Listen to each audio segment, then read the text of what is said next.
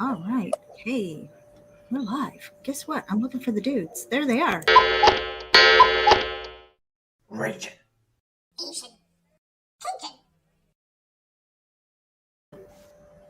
All right, and we are RAGIN with our special guest here. I'm stab at his last name. I don't know if I ever do it right. Joshua Pantalleresco. That's good. You All got right. it. Yay! Woo. All right. Otherwise known as Just Joshin, with your podcast going on. 61 Twitch followers. As far as I'm concerned, you're trending, Dan. Yeah, that's a god on Twitch. Right? Well, I have a big mouth. Like I'm good at what I do.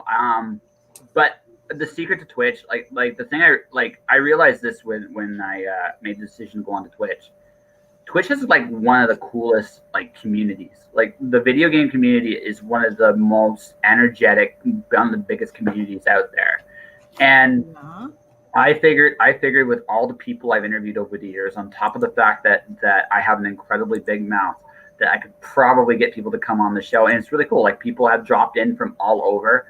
I did a conversation with a streamer by the name of Jag Triss, and we had a comedian show up, and we just talked about Canada for like 20 minutes, and just like it was fun, right? So that's the cool thing about it. It's just that energy does not exist anywhere else, and it's like I want a piece of that, and I kind of just want to expand and go. Like I'm almost an affiliate. Like literally, if I get enough people just to show up for like a week or two, just during like to watch them live, I gotta do a better job of like announcing schedules.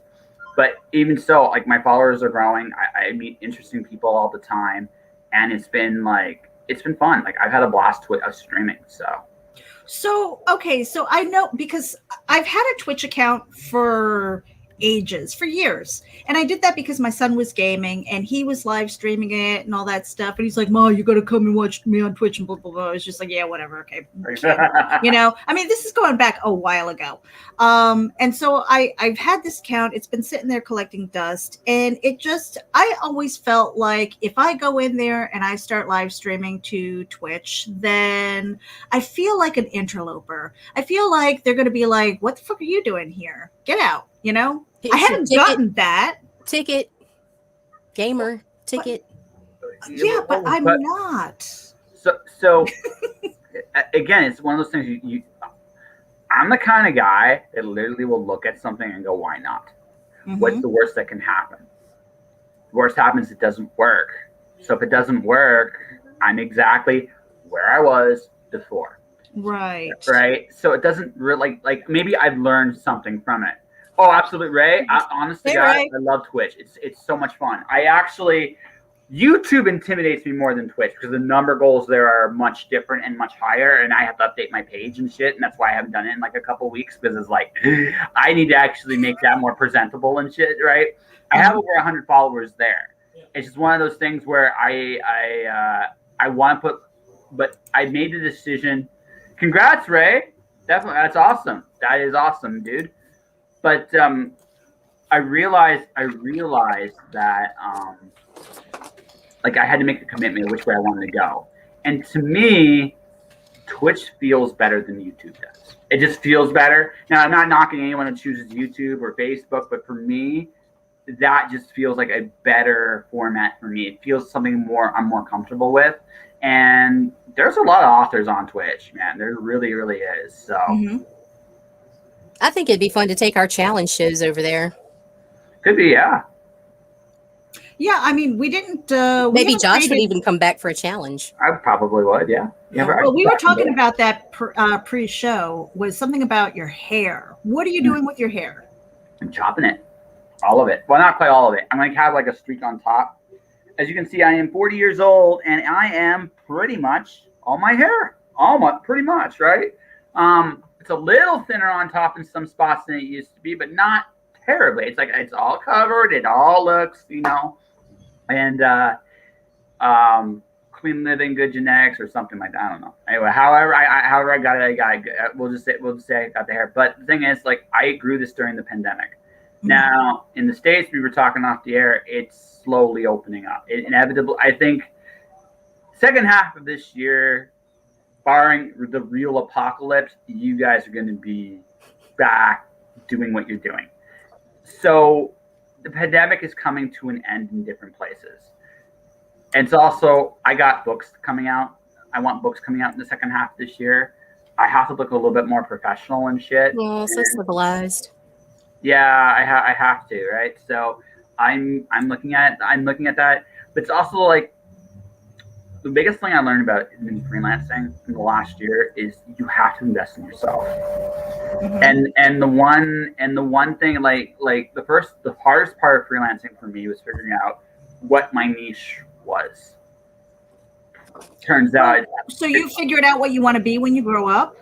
I knew that a long time ago. Oh man! I figured that out at 13. Hey, Rich. Hey, Rich. Hey, Rich.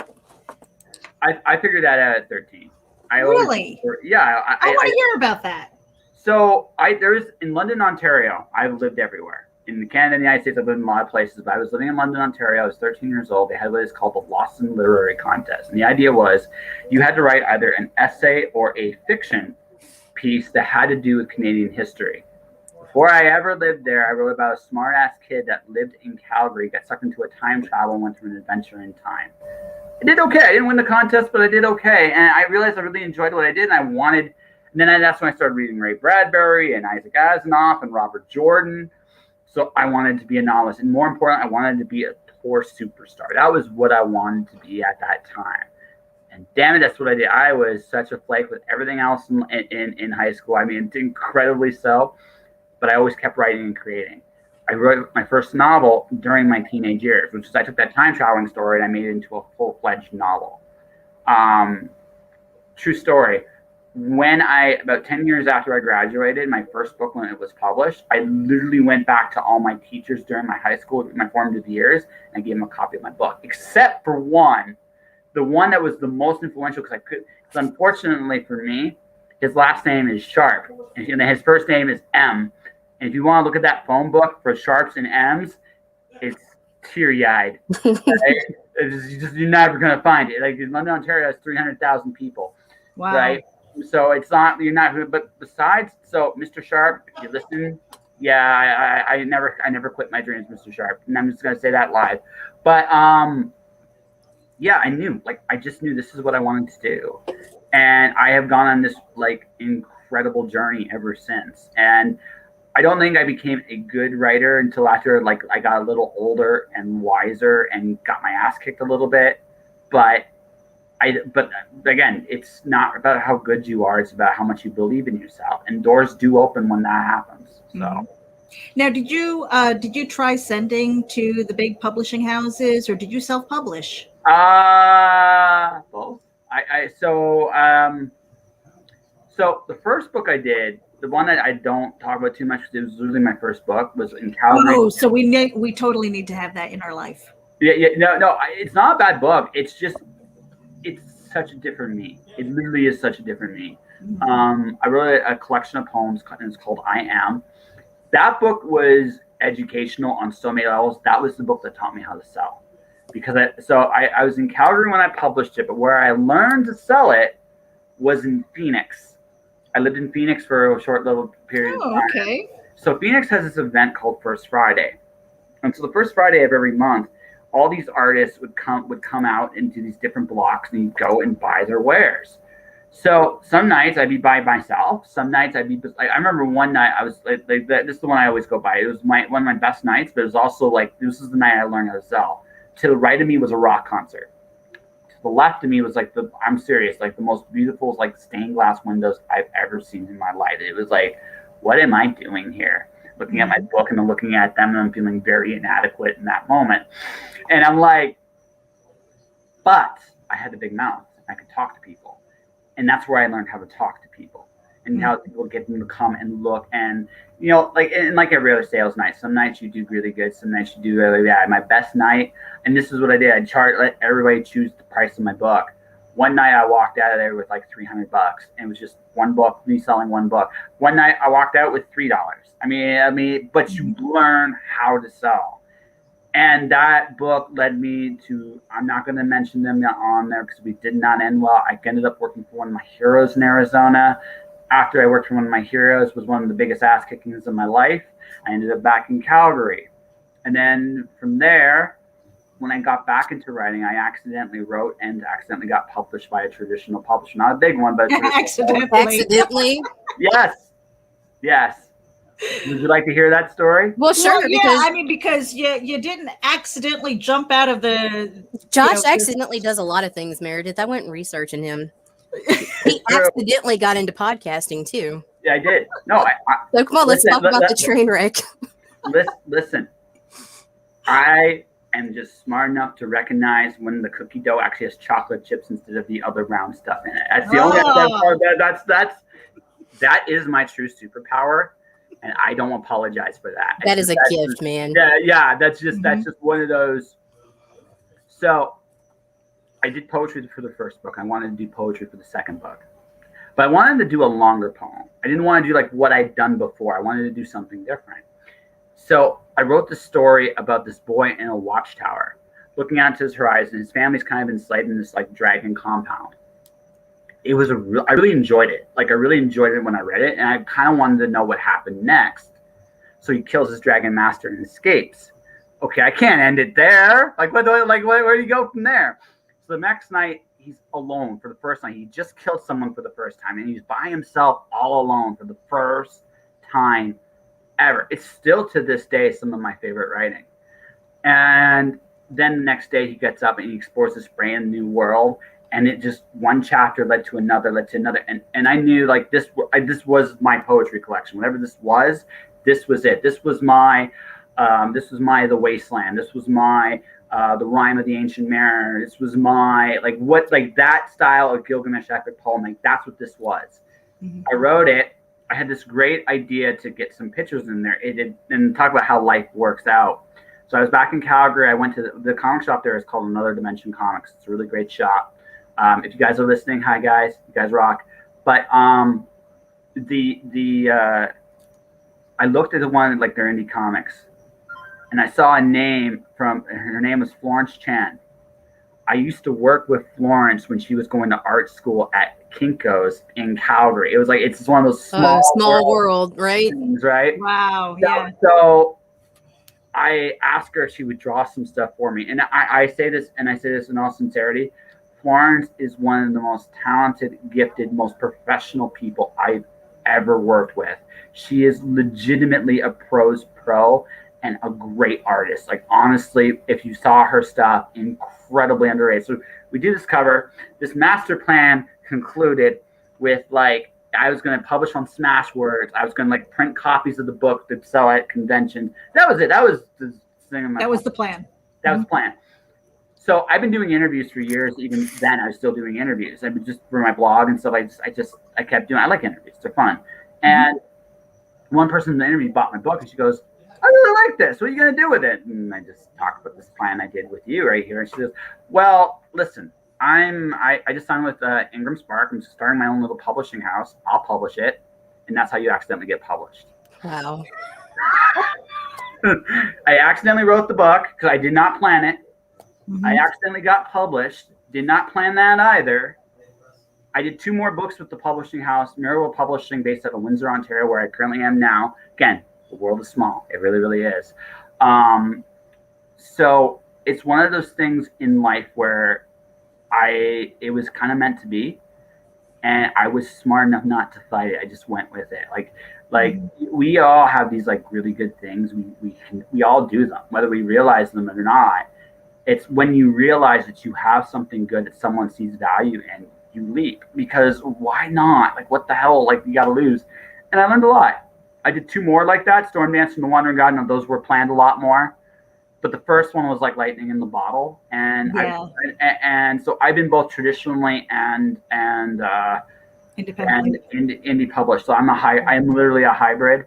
I do have aspirations for traditional publishing in prose, but my approach is not necessarily what a lot of authors think about in terms of that. Do you want me to go on, or do you have any questions? No, keep going. Go. Well, I was going to say, because the first time that I submitted my work to a traditional publishing house. And I was getting my first rejection letter. I had it for the longest time. Mm-hmm. It broke my heart, but at the same time, I celebrated it. I framed that son of a bitch and I put it up on my wall because I was like, that to me meant, one, I finished the book, two, I submitted it, and three, somebody looked at it. I was like, I made it. I'm an author. I'm not published, but I got the rejection letter. No, you are not. That I went through that process. No, it's part of the process, but it's publishing is in a really interesting spot right now, in the sense that the traditional publishing industry as we know it, it's almost like its own niche. It's corporate. It's what it is. It's and there's nothing wrong. Like, recognizing the business of what you're doing is very important. If you're going into a traditional publishing house, you're going into a more corporate environment. These guys have a formula that has worked for them forever. They have connections to different things that maybe you don't have access, and their platform. They have a marketing budget as well. Oh yeah. They have all kinds. They have all kinds of which we might not have. Yeah. So it's a platform, right? But that's how I see it. It's a platform.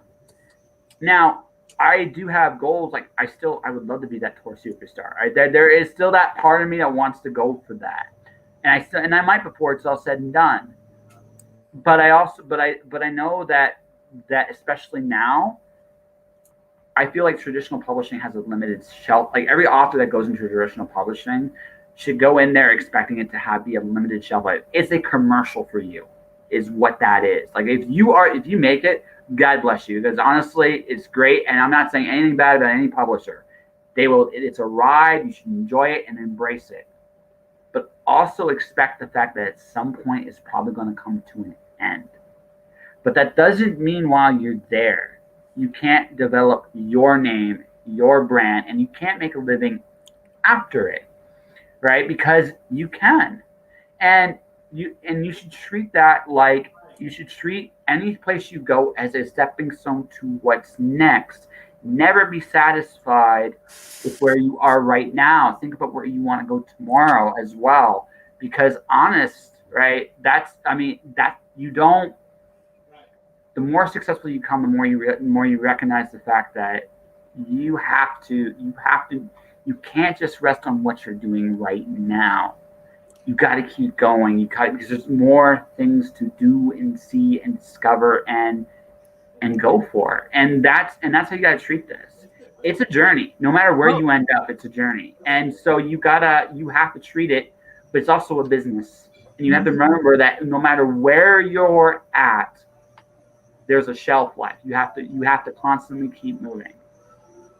I'm so glad that you said stepping stones, because that's something that has been, I know she's giving me the finger because I keep telling her, I'm like, everything we're doing right now, whether it's this show, what it is that we're sharing, what it is we're writing, those are all stepping stones to a greater end, And it's like my end game, basically. All right. So just laying it out on the line. World domination. Don't lie, Meredith. Yeah.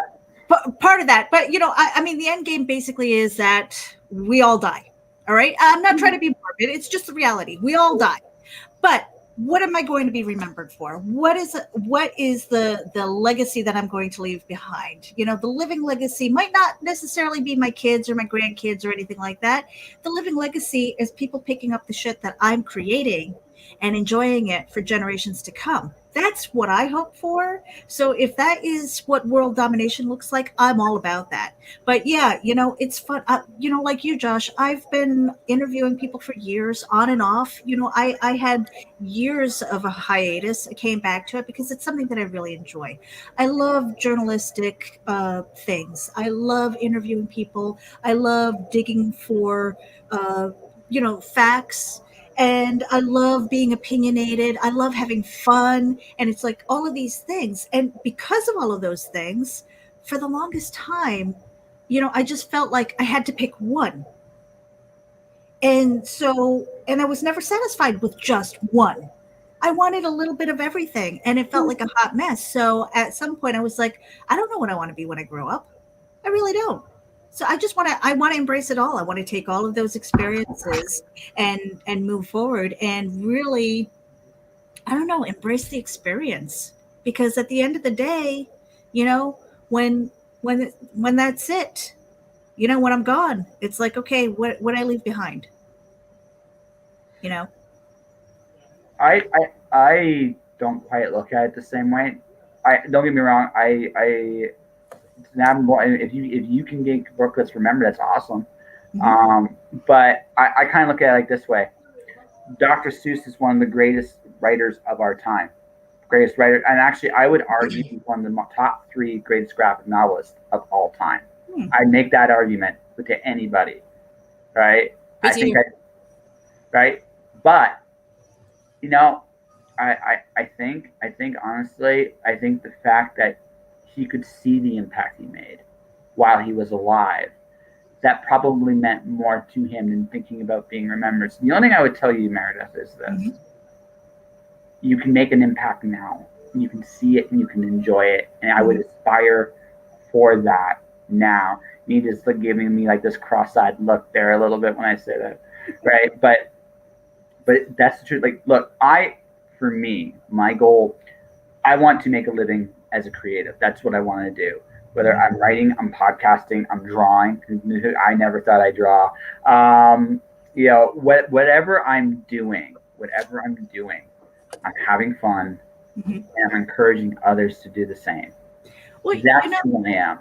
Yeah, you know, and the impact is the things that I do on a daily basis, you know, whether it's sharing somebody's campaign, whether it's bringing them on here so that they have a larger voice than what they might have had on their own, you know, and maybe in a way I kind of take that for granted, you know. I probably do, because I'm just like, yeah, this is just a fun show. This is RAGIN, you know, we eat bugs and shit. We eat bugs and we have fun, and we talk about, you know, and that's the thing that I write in our description is it's the show about nothing and everything, but mostly nothing, because it's like the everyday stuff maybe that some people don't talk about, but they enjoy. I don't know. It's weird. So an observation, if you don't mind, an observation from me. Perhaps the biggest impact you've had is your partner in crime, and vice versa. Because you kick Nita in the pants in the way so she keeps moving, but her energy is contagious. Oh yeah. So the thing is, for you, she still gives you that almost like that rediscovery, because someone's been doing it as long as you have. It's easy to take for granted the things you have. She's getting started, and she's having a blast, and she's learning the good and the bad and some of the ugly. But for all of that, it's a journey, and it's still new to her.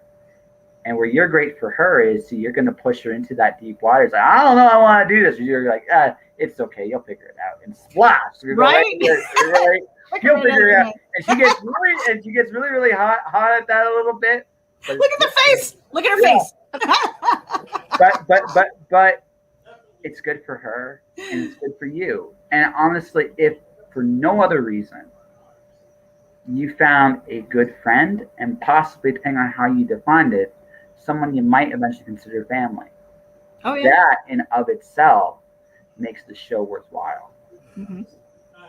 And the energy that we have, and it's true, Josh. You know, I think that's a really good observation, because if I could draw, or at least decently, the image that I have in my head is like the hot air balloon and the ground, basically, you know. And it's just like finding that balance where you're having fun, you're just kind of floating there, but you're still grounded, you know. And I have that vision in my head for some reason. All right, Nita, how about you? What? I'm going to do this. This is your show. Yeah, I was expecting a lot harder time from you this time around. All right, well, let's get back to your interviews. Okay. Go. So you have a long history of interviews, both written and podcast. In written interviews, you have the chance where you can edit questions in like a questions and answers type format, as opposed to the get to know you tone of a podcast. What do you prefer? Rolling Stone style interviews. They're my favorite. So there's an author in Calgary. His name is Simon Rose. I came one in time to do a bunch of questions with him. But Simon, being Simon, was far more entertaining than any question I could ask. And so I actually changed my style for that one interview, and I really liked it. Is what if I went in without a single question and just went with everybody and just had a conversation with them? Because you can get a much more interesting scope of who the person is depending on what they talk about than you can with questions. Questions are great for, like, let's say you've got 5 minutes or 10 minutes, right? Let's say you got 10 minutes. Questions are great for that format because questions are fast. Why is the sky blue? Because it's literally just silly, right? But you have a quick format. But if you want to really get to know somebody, we don't ask questions. Throw it out. You take it back, you throw it out. Yeah, well, yeah. It just you talk. Mm-hmm. When questions come in terms of a conversation, they feel natural. If I come at you in the form of a question, it will never feel natural, right? Ever. So this is why my interview style is the way it is now. Is I recognize that for me, I can listen to you, and I can hear what you say, and to some people's chagrin, what they don't say, but also are saying at the same time. That comes with a lot of practice. Well, I was going to ask you, Josh, when did you come to that realization? Because you just said it takes a lot of practice. But when did that finally go, yeah, that's my style? Because I've found the similar path. I don't have questions for the most part. I might have a couple of bullet points, but that's it. Mm-hmm. Only if I have the guest from hell, and I'm sure you've had them, where you ask a question and they're like, yes. Oh, I've never had. And you're like, oh my God, really? Oh my God. No. The closest I came to that. The closest I came to that was Ellen Datlow. Mm-hmm. The closest I came to that. She's just tough. She's just a tough woman, and not a bad person. Like, honestly, she went out of her. She was great. She doesn't have to come on, do an interview. It just, my style does not mesh with her because, again, some people that are really successful are incredibly guarded because of what they've had to do to get to what they had. And they're not so quick to be open and sharing. Right. That's her. It's not a bad thing. It's who she has to be. That doesn't mean she isn't nice. It doesn't mean she isn't giving. But when the cameras are on, that's what you're going to get. Right? That's the closest I've had to that. I've had interviews from hell. But that one was, but never that. I've had a couple interviews where it just went completely south, and they're there for people to want to listen to them. But it's like they're there because they were my learning experience. But never do that again in some of those cases. But it was. But for me, like, no, because the way I approach it is I will look for things to talk about. There, one of my favorite earlier, like, it's like one. I want to say like 141, it was early, a guy by the name of Calvin Jim. We have like a 20-minute conversation. You can hear it. It's a good interview. It's not like we haven't really clicked yet, but we're back. We're just doing we're doing a decent back and forth. We start talking about Japan and his roots and what he's looking for. And this man comes alive in the interview. I literally heard the ice broke when I talked to him. And Calvin's an interesting dude and a very, very interesting story he has. But you have to find that connection, right? And sometimes the other thing I've learned too, quiet doesn't necessarily make for a bad interview either. Quiet just requires patience. And if you can do that, I interviewed a Tonka poet.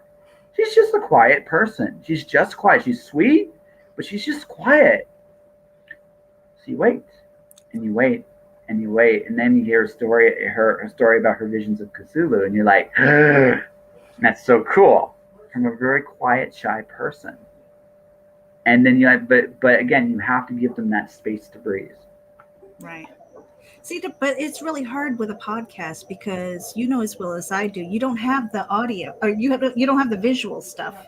For a podcast, you're listening. So when people hear that dead air, Right. for a certain amount of time, it's almost like those seconds feel like minutes, and you're just like, Change channel. say something, or or you're Right. thinking if somebody's listening, they might think something's wrong and tune away. So I mean, it's really trying to find that balance too.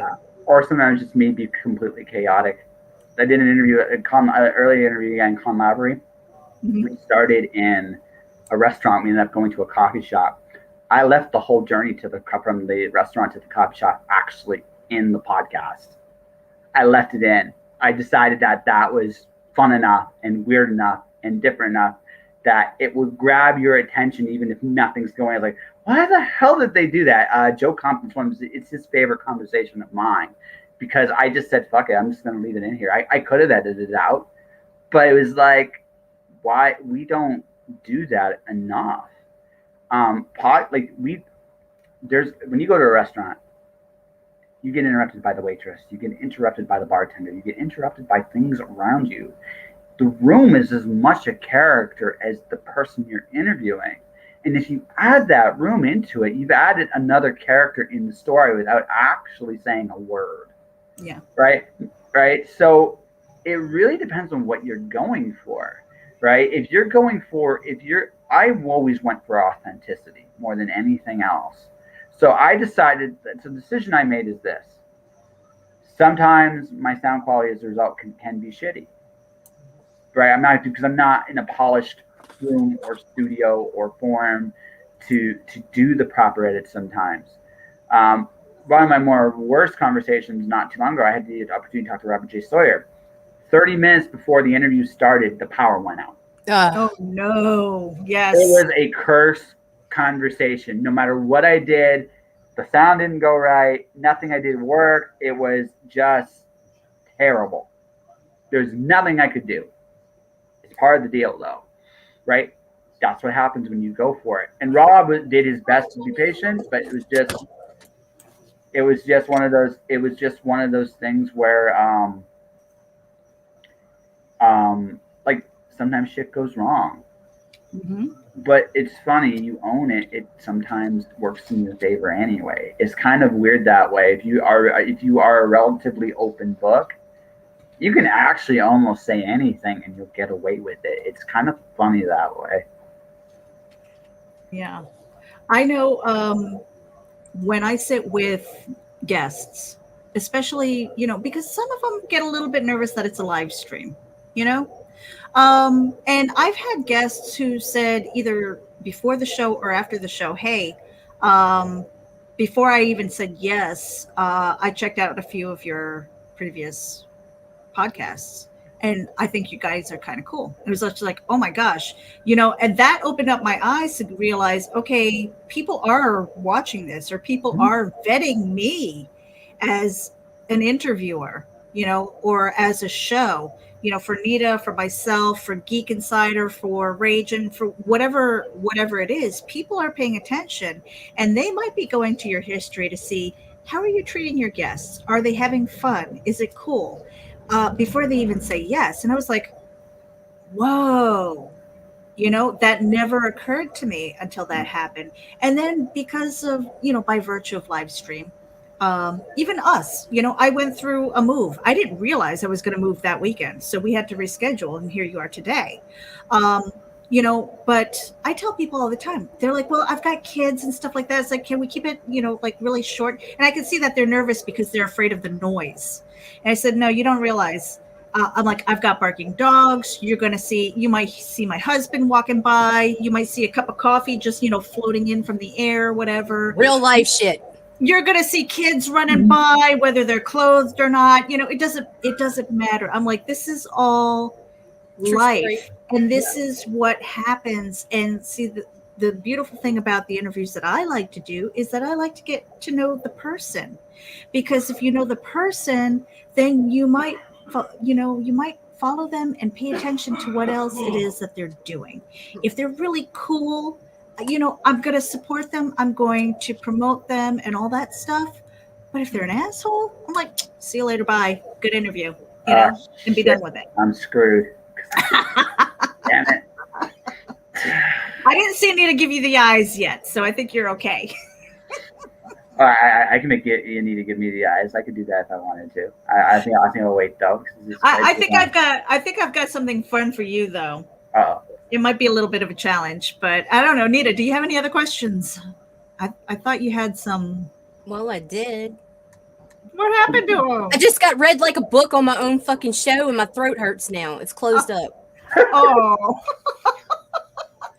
So, Josh, like as a Renaissance man, okay, you're an artist, an author, a writer, a poet, all this great A stuff. podcaster. A podcast, you name it, you do it, right?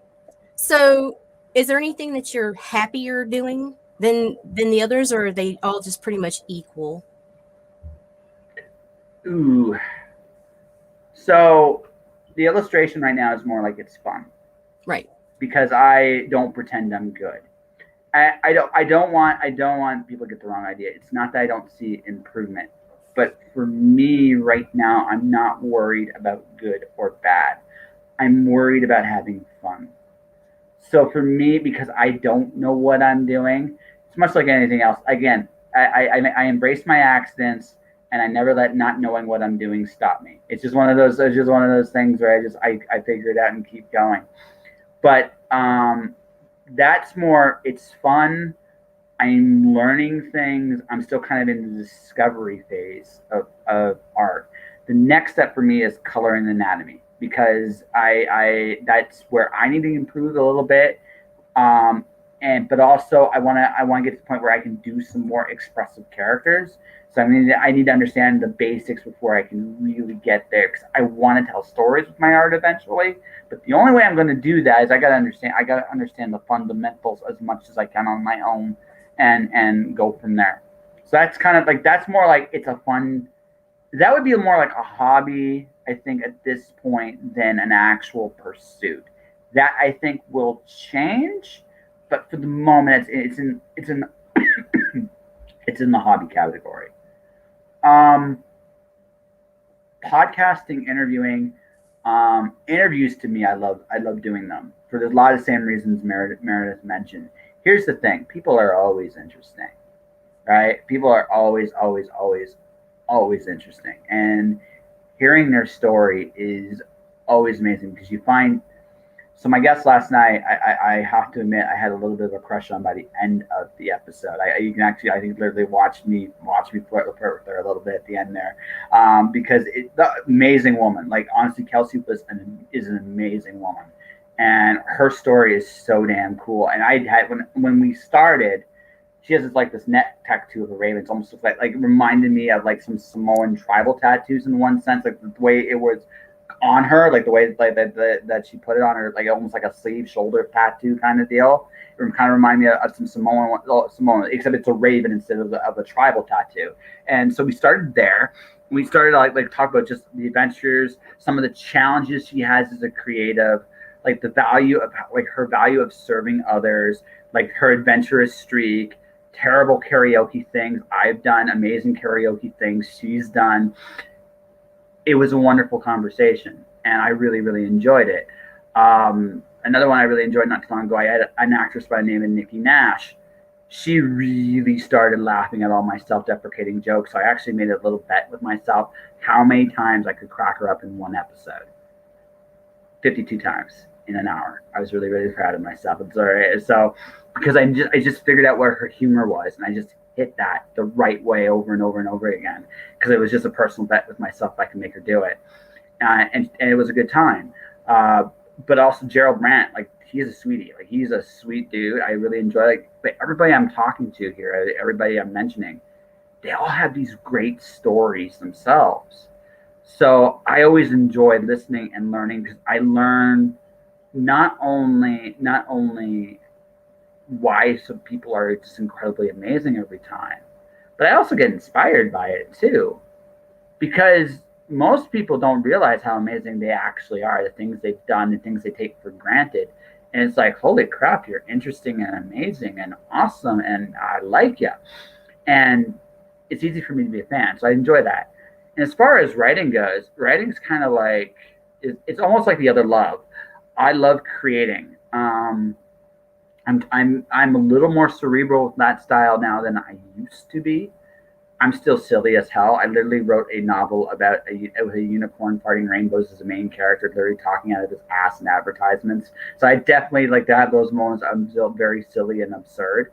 But at this point, for me, when I'm writing something, I'm now looking at other things, like the way I'm describing motion, especially in prose, motion and action, and I'm looking at the emotional resonance of a scene a lot more now than I ever have before. Because if I'm not making you feel anything, it doesn't matter how cool my world is.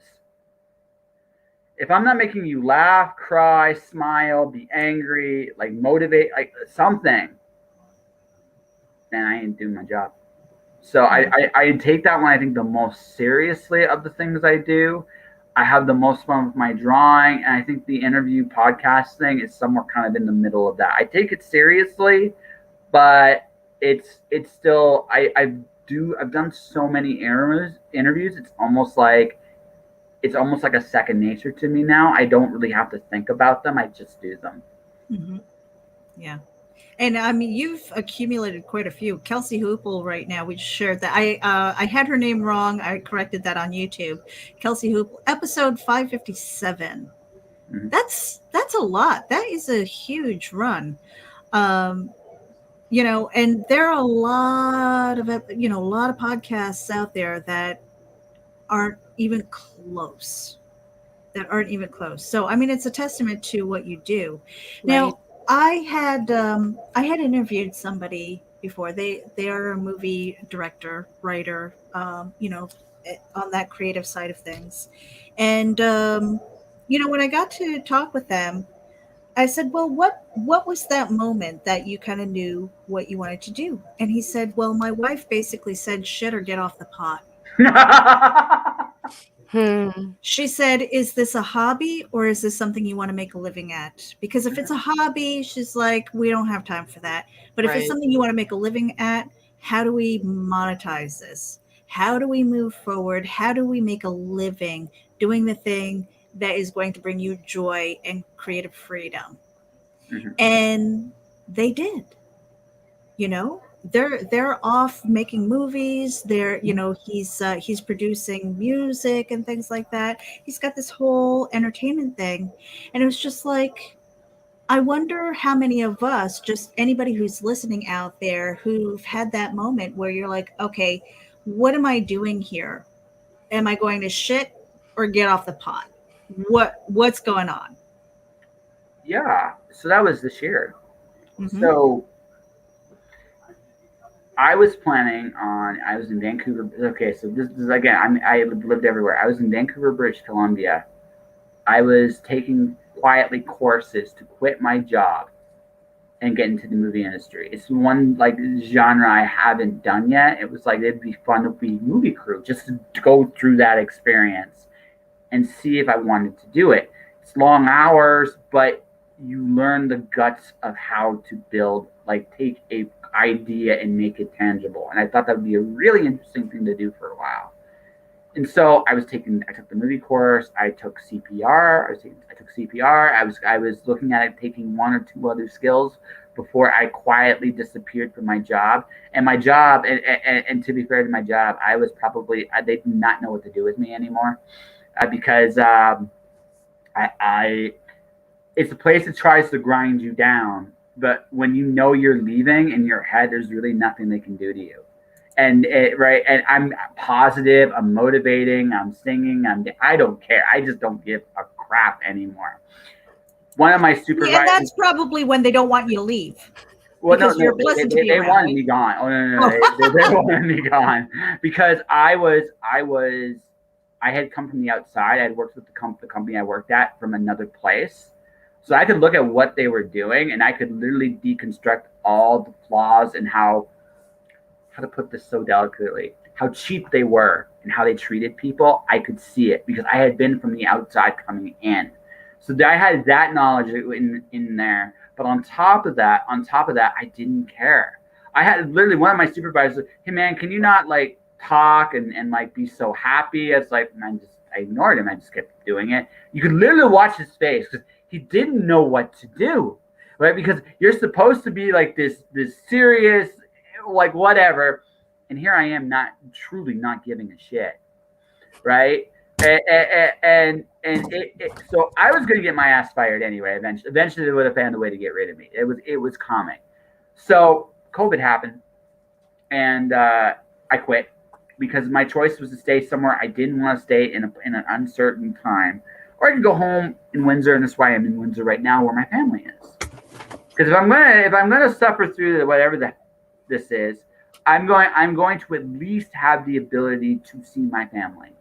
So I did that, but I also made a decision. I'm going to get into freelancing, and it's like, okay, I got to figure out how to shit or get off the pot. And I say this, I just going back into a day job short term because for the first 6 months, I had to figure it out. I had to literally figure out what spaghetti am I throwing on the wall that's sticking. And ironically, it was an ex-girlfriend that gave me probably the best piece of advice for the whole thing. Don't chase hollow things. Chase the things that make you happy. So for me, that's writing and that's interviewing people. Hence Twitch. Hence me going down that path. Streaming on a regular basis. Like I stream almost like I think 3-4 times a week on average. On like you guys, I don't know if you've seen it or don't see it, but I do. I go up there, I stream, I'm talking to people, and again, I'm just going for it at each and every night, every single time. Because that's what I'm going to do. Like my goal was to turn my show into a talk show, and I literally had taken the first step to that. The next step for me is to increase my viewership and become an affiliate. Once I become an affiliate and start to be able to get subscriptions, my audio has actually then I start scaling. Once I start scaling my podcast, which that includes ads and a few other things as well. Once I start scaling that, once I invest in myself a little bit, get a little bit better on the sound end of things, a little bit more. Once I invest in all of that, scale, get bigger, watch my numbers. Once I hit a certain audience point, I go to some of the places I think that would be interested in selling products for, like Grammarly and like all these other places. And say, listen, this is my audience. This is who comes here. This is who I think what listens to my show or watches my show and interacts with my show.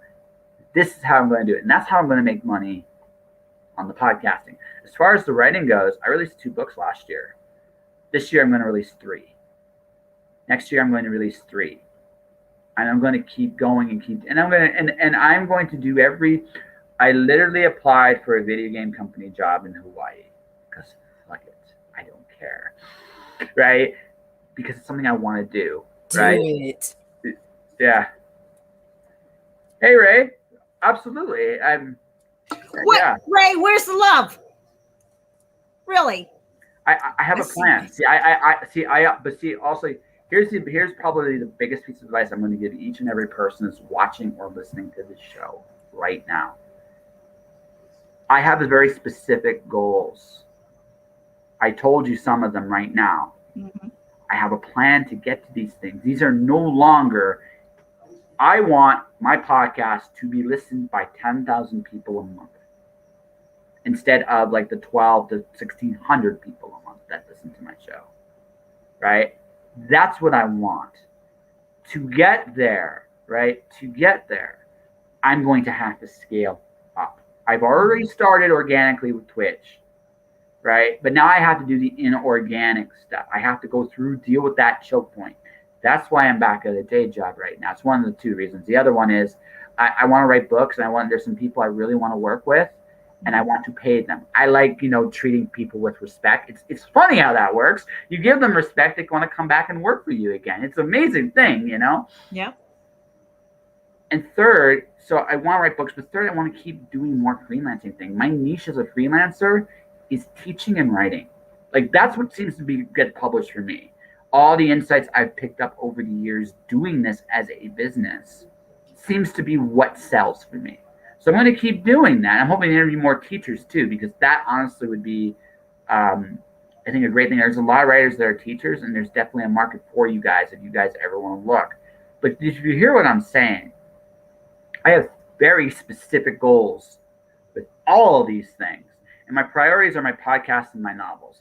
Second, the freelancing's third, and fourth is comics. I am going to get into comics too, and writing and drawing them. So I am crazy, but I also am not stopping. That's why, like I said, eventually the illustration won't just be a hobby anymore. It will be something I take more seriously as I get better at it.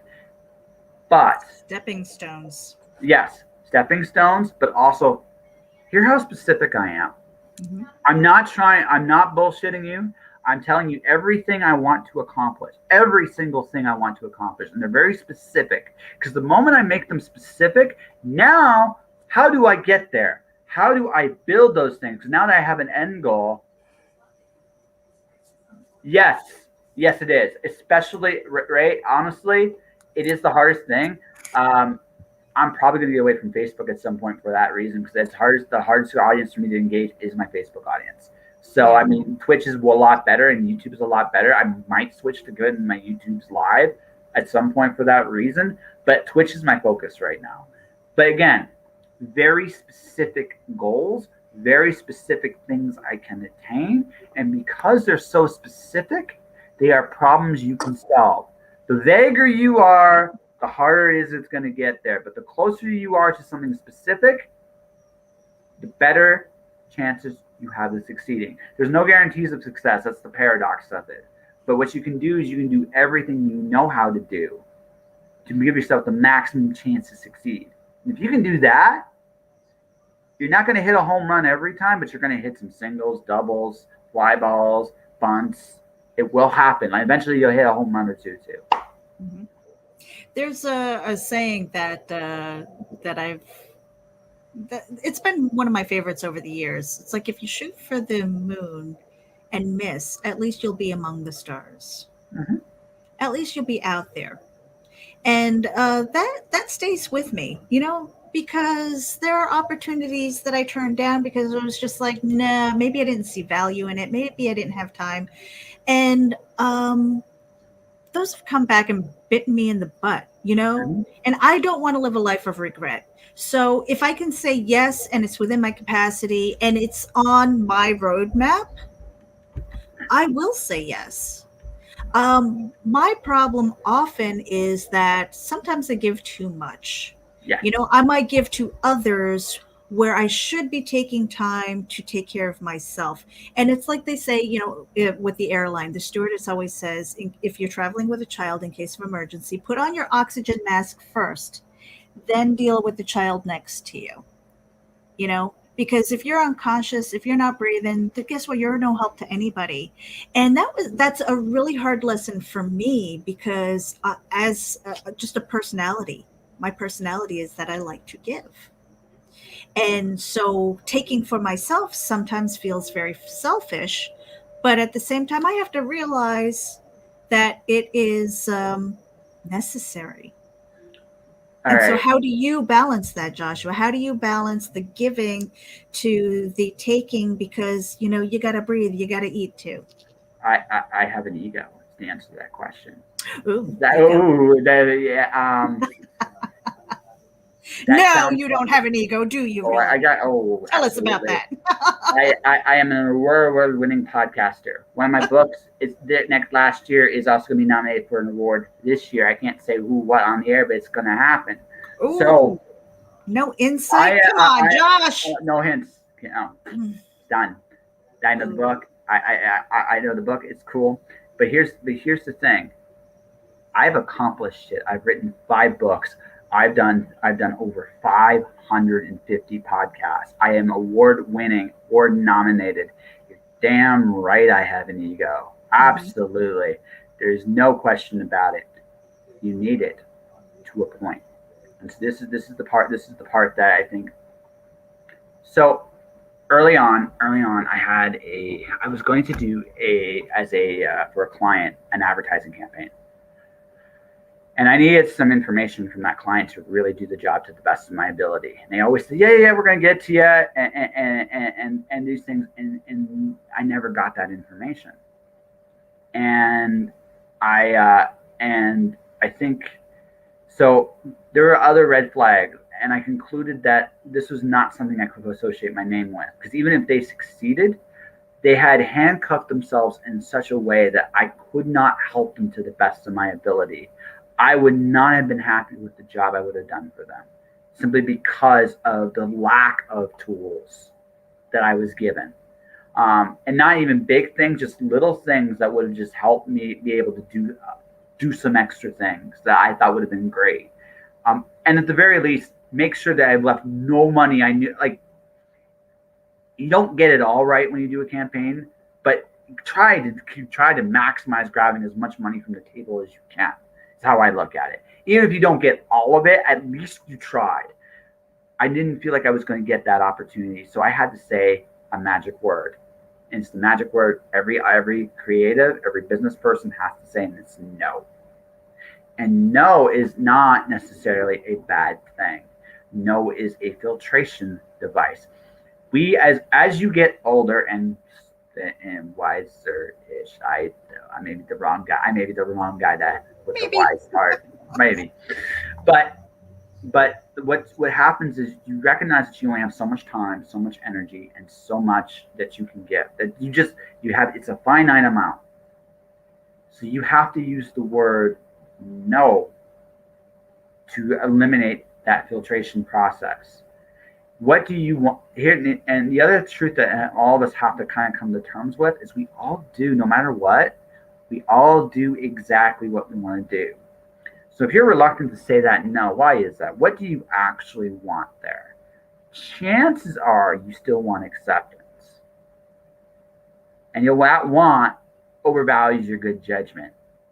Whereas the correct answer is no, because no, you're not going to put yourself through this effort that's not going to get you anywhere else. And finally, the most important thing to recognize too is you're doing this because you love doing it. You didn't do this because you thought this was guaranteed you more income than the day job. It can eventually, but you got to grind your way to get there usually, unless you're very, very lucky. And kudos to anyone that gets it. I'm not even mad about that. Right? It's one of those things where it's just like you have to grind. So anything you get, you've earned, and you love this to boot. I'll be damned if I let anybody make that bitter. I don't want my love, my passion. The reason why creators charge a lot, good ones charge much. There's two reasons. One of them is respect. They want to be respected for the skills they have. But the second reason is this. They love what they do. That's the bottom line. I'll add a third one. That they find value in their own work. Yes. I would argue that's also one. I would argue that's also one.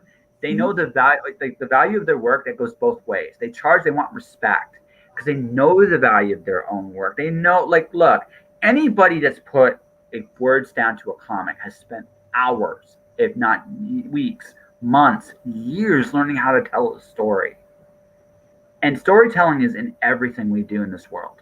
Doesn't matter who it is, right? What it is, it's there. Anyone that draws incredibly well, how many hundreds or thousands of hours did they spend drawing? I might have done a couple hundred. I'm still, like, again, I'm not good yet. But I'm learning, right? When I get to the point I'm really competent at this, I'm not charging cheap. I'm not, because I'm not. Like, the two biggest pieces of advice when I started freelancing came from a buddy of mine. One is that you got to believe in abundance. There's an abundance of opportunities out there. And it's true. No matter how bad things are, there always is. The second thing, though, is you have to believe you're worth it. And that's one. Like, that's the value of your own work. And two, you love your work. You love doing this. If anyone's going to come to you and shortchange you for what you do, they are coming after not just your respect for what you do, but also your love for what you do. Now, again, there is a market fluctuation too, right? Maybe I can't afford a $300 needle landing story. Maybe I can only afford a $250 one. It's possible. I mean, I may not be ready for that needle landing story. That's forgivable. But someone to come and shortchange Anita for what she does, besides probably getting a black eye from her or something else, I could totally see that, right? the thing about that is this is probably one of the most important lessons I've learned as a freelancer. You have to have enough ego to say no, confidence to say it. Even if for a while no one's going to touch you, because the truth of the matter is you have to know your own worth. And that's probably the hardest lesson an artist has to learn. But once you have it, you can do business. I want to ask you something though, Josh, because when as creators, many of us do have a certain amount of ego. Some of us do not. Some of us suffer terribly with this thing called imposter syndrome, right? So sometimes that no is really, really hard. Especially if it's a friend. For anybody who's dealing with that, what would be like some of the highlights or some of the things that they can do or help themselves to push past that? Because a lot of us, we take our gifts for granted because they're our gifts. We don't realize how it might impact the rest of the world. So the first time I was nominated for the Aurora, I had my own little bout with imposter syndrome. And the way me and my imposter came to kind of like a little bit of a come to Jesus meeting was I asked myself 3 questions. And I would tell any artist, any author, any individual that's creating to ask themselves these 3 questions. How did I get here? What did I do so well that people noticed? And what can get in the way of me coming back here or exceeding this goal? When you get to the point where you're dealing with your imposter, you have to realize that you are now facing the temptation and you are entering into the realms of success and expectations. That's what you're entering because you know you can do it. So ask yourself why people think you can do it.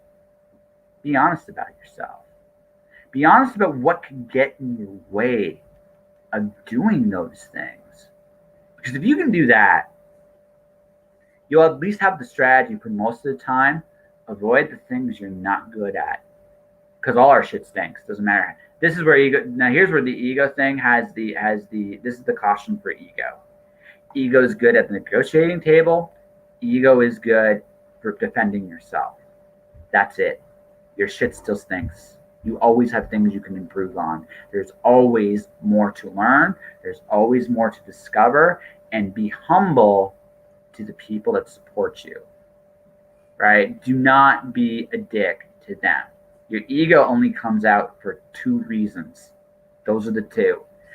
Now, you might be able to stroke your ego in private. I'm not saying you should or shouldn't. I know. Is that where your ego is, Meredith? But yeah, but it's right there. Yeah. My hands are right here. Yeah.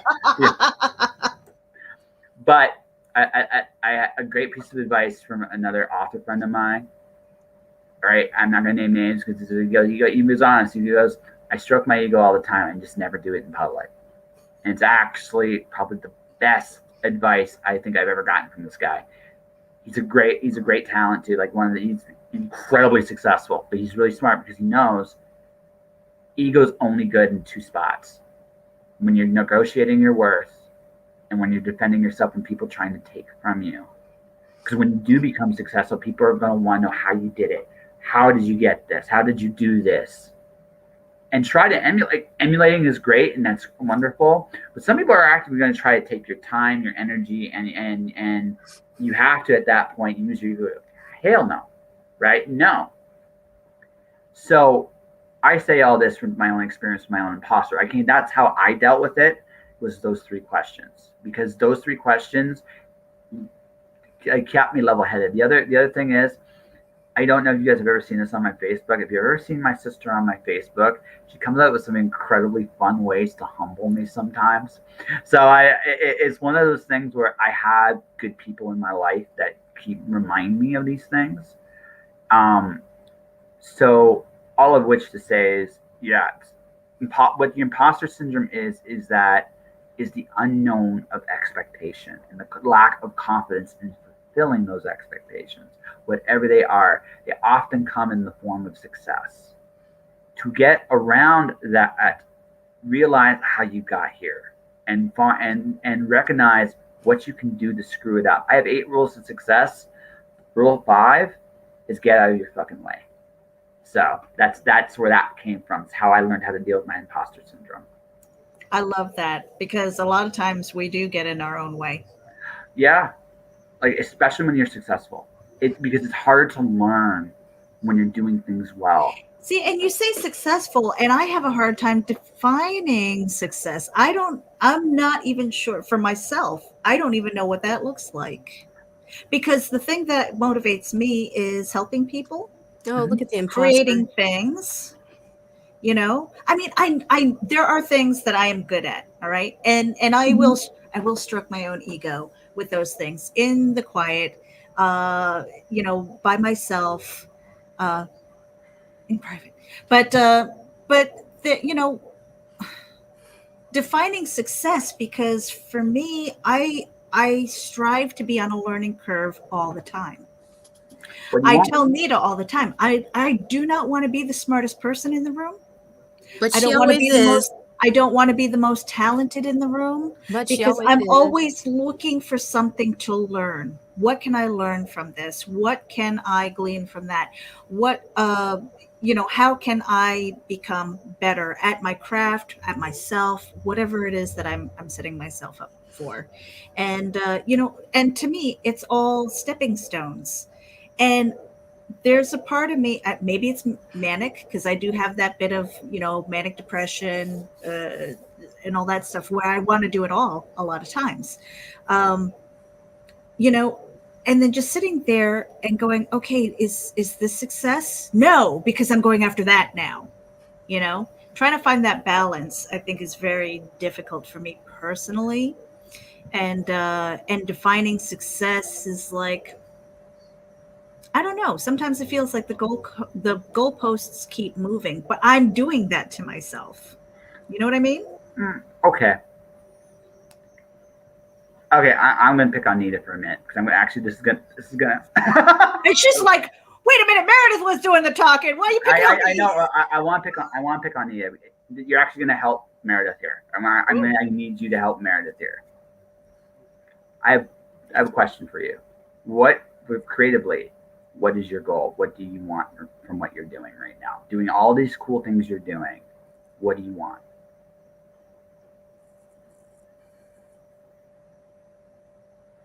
I don't know. Okay. Like, I don't. Like, I have ideas of what I want, but I don't have laser focus right now. There is one thing I want, but I cannot even discuss that right now. Okay, no, it's Like- okay, but you don't need to. Actually, I'm gonna make this really, really simple. You don't need to tell me or anybody else. The important thing is that you know what it is. Oh, I know what it is. Then you know? Okay, cool. Now I'm gonna pick on Meredith some more here. Mm-hmm. Oh, wait a minute. Whose show is this anyway? Go ahead, Josh. Yeah, that's what we need to talk about. You asked the question. Why did I do that? 2 reasons. One, Nita hadn't talked in a while, and I kind of wanted to get her in on this. But 2, you talk about always learning, right? And that learning from your contemporaries, learning from the people around you, having a clear vision of where you want to go. Like that's the big thing. You need that, whatever that is, right? And it can change. In fact, it will change, especially as you start doing more and more and more things, right? I say this in all humbleness. I'm always cool to be nominated for an Aurora, but I'm going to be very honest. I don't necessarily want to win another one, not because I'm against having an award, but because I've already done it, right? Right. I've already done it. I want to do other things. And right? I want to grow in other ways. That's the thing, Josh. It feels like a notch in the bedpost. Been there, done that. What's next? So this is where but here's the thing, though. I always get excited for every little thing I accomplish. If you ever read my Facebook posts, my tweets, I talk about all these little victories. It's cute. Yeah, it's cute, right? Right? I do all these little victories all the time. But I do that for a reason. I enjoy those little victories. we all forget. I did this one time. I remember about 6 years ago, I wanted to do a resume for myself, just everything I've done. And I wrote it down, just write it down to see it. And I was like, holy shit, like I've done a lot. Right? It never even dawned on me I did this much. And it made me realize that, you know what, every day I accomplish a little bit more of my goals, whatever they are. Why am I not enjoying this?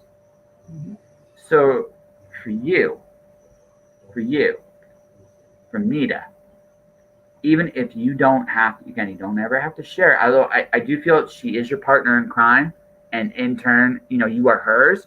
You two probably should know your goals. But really, you're the only two that need to know your goals.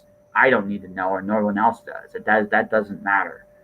What matters is that you know. But the second thing is, on every inch of the journey, take a moment and celebrate those little victories. Because you've earned it. You did it. That's awesome. Congrats. And that sounds like really, really like maybe lame and cheesy and all that stuff. But truth is, most of us will always see shit. Can you imagine if we all focus on all the little, get excited for all the little things we accomplish? It's enthusiasm. It's contagious. Nita thinks it's cute that what I do, but here's the other thing. It is adorable. What? Yeah. It's adorable. Yeah. But it also encourages other people at the same time. Oh, no doubt. Yeah. Right? And you're going to do the same thing. Like, you want to inspire others and create a legacy, right? Well, the best way to do it is if you can show your own, like, your struggles, your wins, your losses, your little victories along the way, well, everybody can go through that and experience that themselves. Right? And then suddenly, it doesn't quite feel like a notch on the bedpost. Yeah, you don't necessarily want to accomplish the same things all the time.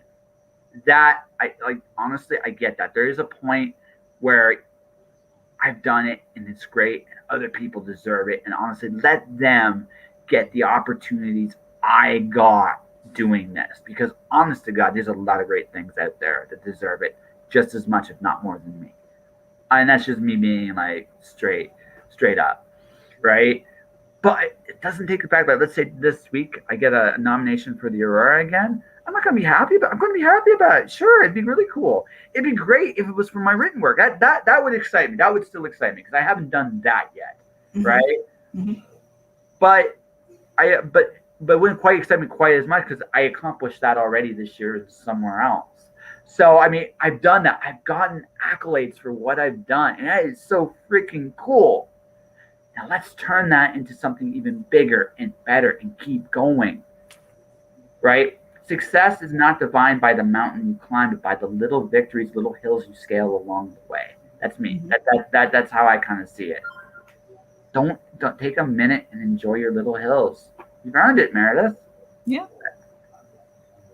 Yeah, it's one of those things where, again,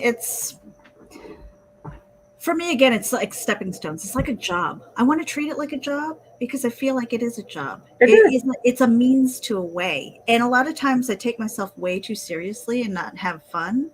But that's, I think, like the value of what we're doing here with RAGIN. We have our daily vlog and we talk about whatever. I mean, I've talked about poop and she's knocked me off. She's putting me off. Look at her. Because it riles her up. I get a reaction. But I mean, we talk about anything and everything. And sometimes it's nothing. And sometimes it's a mail call. And sometimes it's just reaction videos. Sometimes it's doing something stupid like eating rapers, because it's entertainment, right? Yeah. And your poop is not entertainment, Meredith. It might be for some people. Nope. Raging in the nursing home. Here, hold my teeth. So Nita, I will say this: you have some of like my favorite facials ever. I'm honest to God. I'm not even joking. You tell such a story on your face. It's actually incredible. It's like you're gonna beat. I know this. When we meet in person, you're gonna beat me. I think you're gonna beat me. Right, but it's the The truth. question is, are you going to enjoy it, Josh? A little bit. Now we are over an hour, and I just wanted to do something a little bit fun with you. Have a little bit of fun with you, Josh. So this afternoon we were vlogging, and I had some pantyhose out. Oh my God. And I want to know what your top 5 uses for pantyhose might be, Josh. You can go as wild and crazy as you want. Oh my God. 5 things.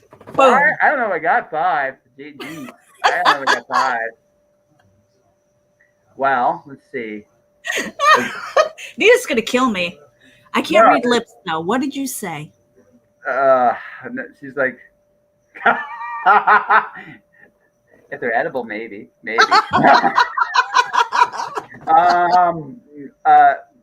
Ray, thank you for tuning in. He's got to go prep for his own show. Congrats, Thank you. Ray. Ray, drop a link either in YouTube. Well, YouTube doesn't like links, but drop a link anyway. Facebook. And then No, not YouTube. Oh, do it in Facebook.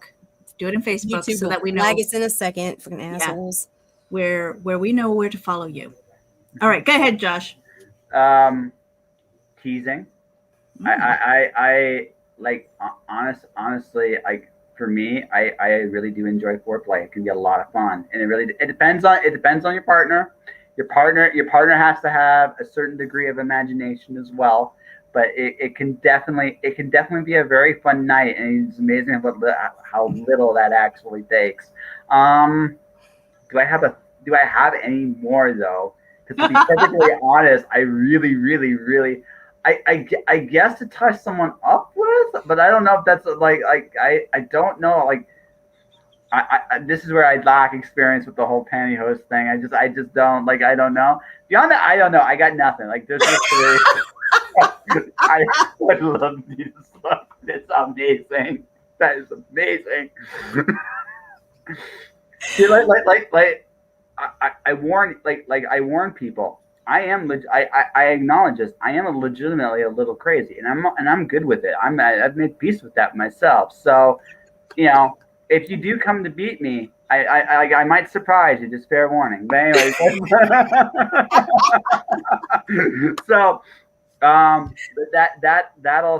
all said, right? I got 3, and that's it. I'm sorry, I don't have any. That's awesome. That's awesome. Josh, we are going to end this podcast so that you can get on with your night. We appreciate you for being here. Where can people find you? I did share the Just Josh and podcast on Twitch, so hopefully you'll get a few more subscribers over there. Yeah. YouTube, social media, where can people find you? So a couple things. I guess, Twitch is the big one. Twitch.tv/JustJoshingPodcast. My podcast. I wish I had moved my home from Potomac years ago. Unfortunately, I'm now stuck with the fact that I've done so many episodes there. I don't know if I can ever move or leave. It's kind of 557 episodes is a long time to be in one place. It's kind of like that momentum and the RSS feed that's not as easy a move as I'd like. But jpantalleresco.potomac.com or any application. Literally, you look for Just Joshing on Spotify, Amazon, Twitch, then not Twitch or Deezer, like you name it, I'm there. You can find me there. My books, Alice Zero, is available now on Amazon. Look out, Joshua Pantalleresco. Just look me up. You'll find all my books there. Some traditional, some not. The Cloud Diver is my first novel. My next release is going to be called Lights Out. It's my homage to Ray Bradbury. Fahrenheit 451 is a little homage to it. It's going to be written and illustrated by yours truly. Then after that, I have a book called Corey, which is going to be written by me. I got a really cool cover artist. I'm kind of I'm trying to get her to do a little bit more work beyond that because I think she's awesome. And I might be begging in like a month, like, please don't break my bank. And then I'm doing a sequel, Alice 1, as in WON ? Which is written by myself and illustrated by Kenzie Carlo later this year as well. So those are the books coming up. Twitter, I'm at jpantalleresco. Instagram, I'm on jpantalleresco. You can find me on Facebook at Joshua Pantalleresco. Like, look my name up, you'll find me. All right, I will definitely look you up, Ray. Definitely look you up, and probably stop by the stream. And to everybody watching, listening, thanks for coming. Stay inspired. Nita, it was fun torturing you on your show. Nita, final words. Thank you for coming, Joshua. Oh, she's going to eat me alive, you guys. I should be afraid, but I'm not. I think it's funny. I love you. Actually, guys, can I say one last thing to both of you? Yes. Thank you very much for having me on the show. It was fun. It was a pleasure. It was a lot of fun. We'd like to get you back one of these days, especially when you are doing any kind of launch. Yeah, definitely. I'd love to come back. Yeah, and maybe we'll get you on for one of these fun challenges. That'd be fun. That'd be fun. Mm-hmm. Mm-hmm. So we'll probably need a safe word from you too. But pineapple. He came up with that real quick, you guys. Did you hear that? On that note, you guys, this was RAGIN. This is episode 7. This is a reschedule. And Josh, we appreciate you for accommodating us on an off night. Episode 7. Look at that. And we appreciate every single one of you for tuning in. Make sure that you head over to the YouTube channel, hit the subscribe button, hit the notifications bell, because a lot of times we don't even know when we're going to go live. Joshua Pantalleresco, Just Josh, and thank you so much for being part of our show. We appreciate you. Go create and have fun. Be kind, everybody. Have a great night.